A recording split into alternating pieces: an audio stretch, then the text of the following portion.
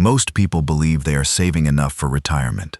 A 2023 Fidelity survey found that 61% of Americans feel confident about their financial future. But that same study found fewer than 1 in 4 could name an actual dollar figure for what enough means. That gap between confidence and clarity is exactly where retirements quietly collapse. But here is the thing. The next 90 days are not random. They are a decision window that most people do not even know they are standing inside. Today I am breaking down the exact numbers. Let us start with the number you have probably heard before. The average American household has saved around $87,000 for retirement. That figure comes from the Federal Reserve's 2022 Survey of Consumer Finances. On the surface, it sounds like progress. It sounds like most people are doing okay. But that number is the average, and averages lie in ways that matter enormously here. The median is a more honest figure. The median American household has saved just $65,000 for retirement. Now here is where the reality check lands. Among households headed by someone between 55 and 64 years old, people who are close enough to retirement to feel it, the median savings is $134,000. Fidelity recommends you have saved 10 times your annual salary by age 60. For someone earning $60,000 a year, that target is $600,000. The median 60-year-old has $134,000. That is a gap of nearly $500,000. And most people carrying that gap still feel like they are doing fine.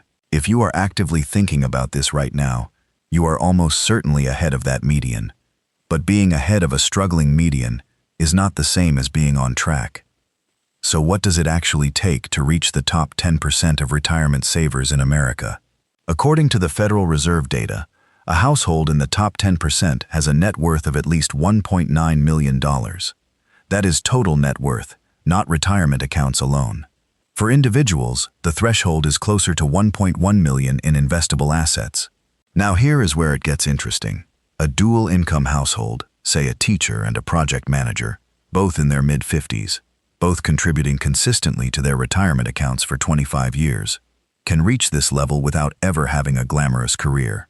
A 7% annual return, compounded over 25 years on consistent contributions, turns ordinary incomes into top 10% outcomes. But here is the paradox that almost nobody talks about. People sitting at $1.9 million in net worth rarely feel wealthy. They look at the roof that needs replacing. They look at their children's tuition. They look at healthcare costs in their 60s. The Employee Benefit Research Institute estimates healthcare costs alone at roughly $413,000 over a 20-year retirement for a couple. The number says top 10%.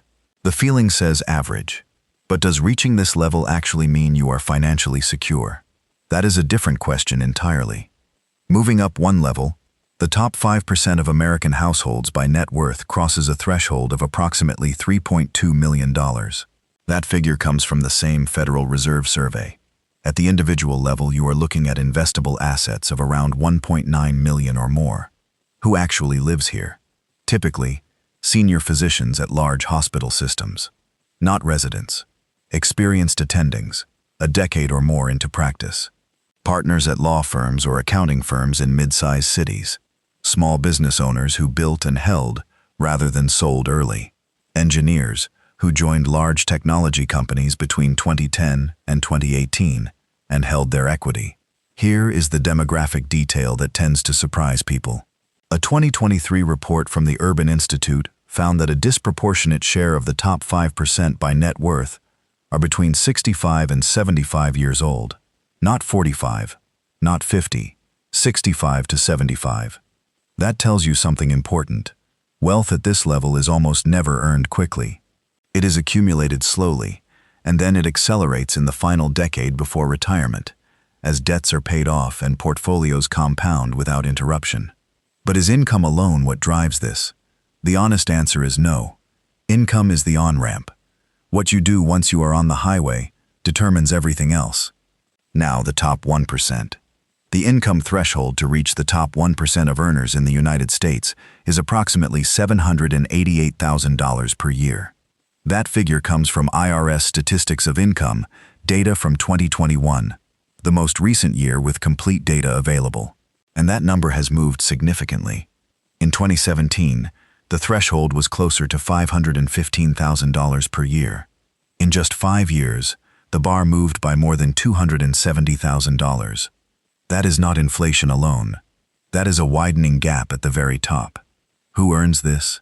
You are typically looking at dual-career households where both partners are in high-demand specialties. A cardiothoracic surgeon and a corporate attorney.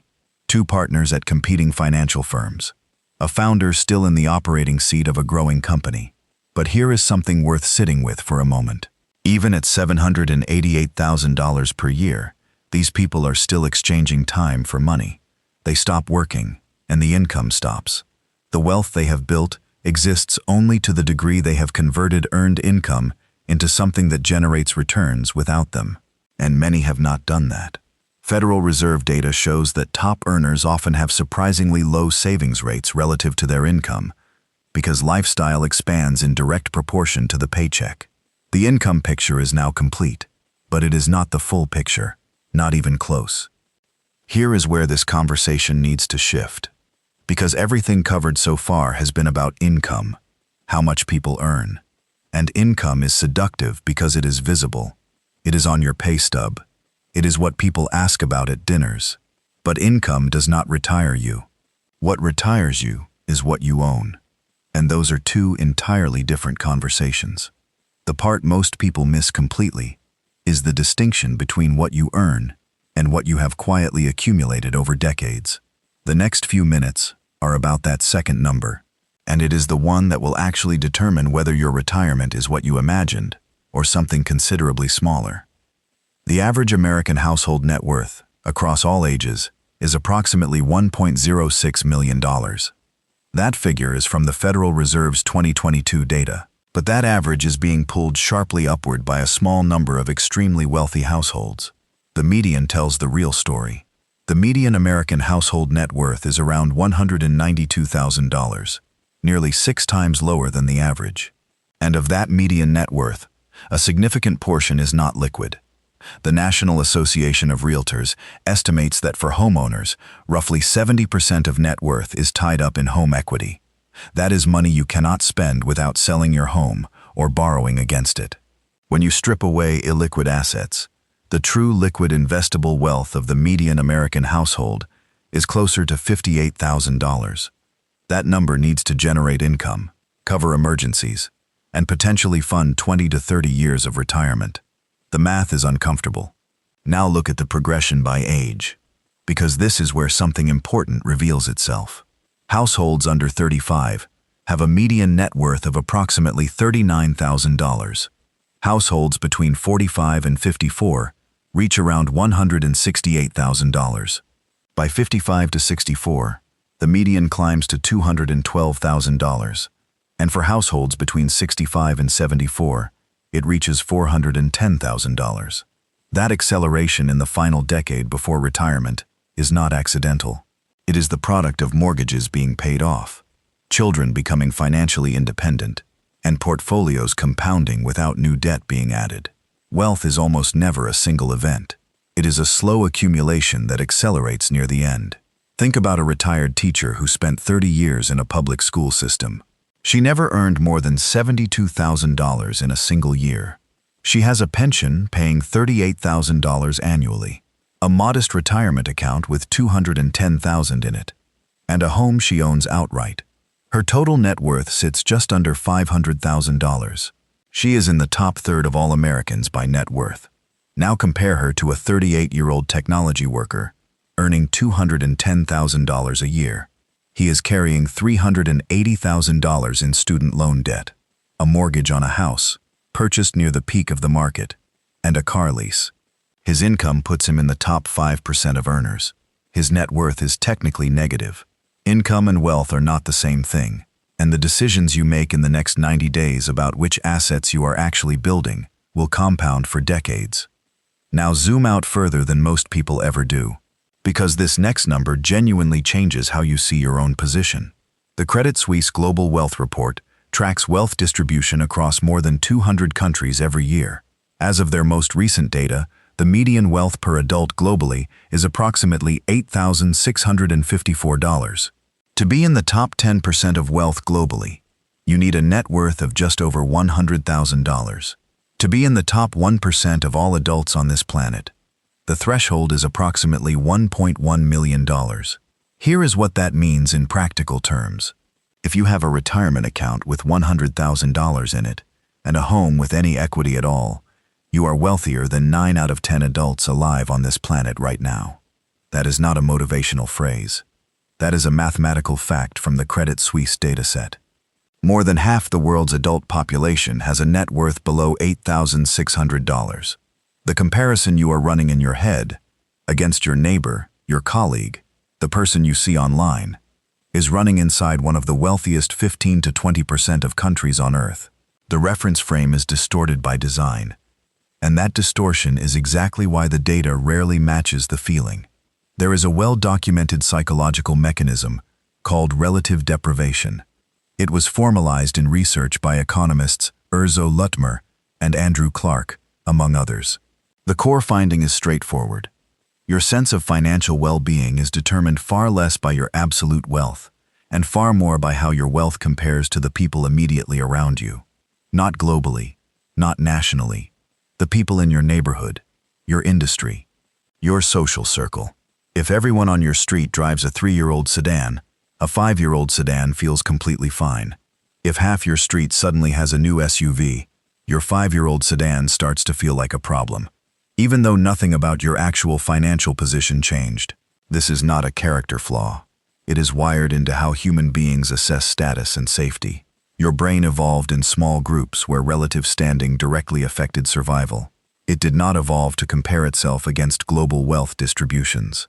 The person whose neighbor just bought a holiday home feels genuinely poorer this month, even if their own retirement account gained 4%. The feeling is real. The financial conclusion it leads to is usually wrong. So here is what all of this means for the next 90 days. The loop that opened at the beginning of this video was this. Most people feel like they are not saving enough, while also believing they are doing okay.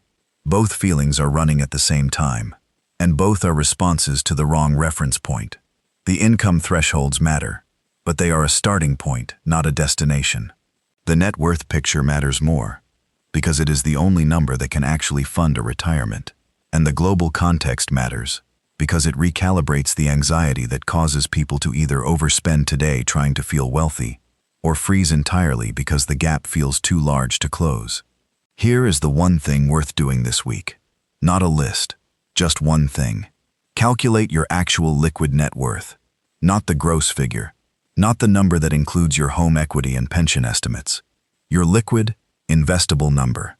Write it down. Then compare it against the Federal Reserve's wealth progression by age bracket. That single act of clarity does more for retirement outcomes than any investment strategy, because you cannot optimize what you have not measured. The account balances, the market decisions, the allocation questions, all of that comes second. Knowing exactly where you stand comes first. So here is the question this leaves open.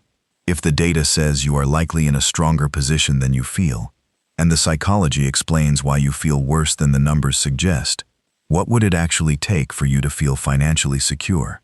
And is that a feeling that any number can ever truly deliver?